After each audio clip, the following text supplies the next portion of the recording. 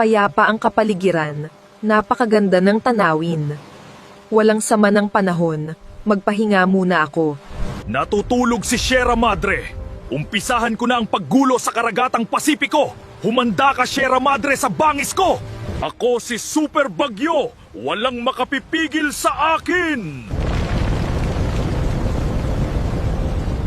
Andito ka naman, Bagyo, habang ako'y nandito, kailangan kitang pahinain. Sige, sugod ka dito at ikaw pahinain ko. Ako ang bantay dito. Eto na! Yan lang kaya mo? Nandito ako upang ipagtanggol ang kalikasan. Hindi ako magpapatalo. Magsilayo kayo ngayon. Ano yan, Sierra Madre? Mga palaso ng kalikasan. Delikado ako nito. Habang ako'y andito, hindi ko hahayaang maging malakas kayong mga bagyo. Hihina at hihina kayo pag dumaan dito.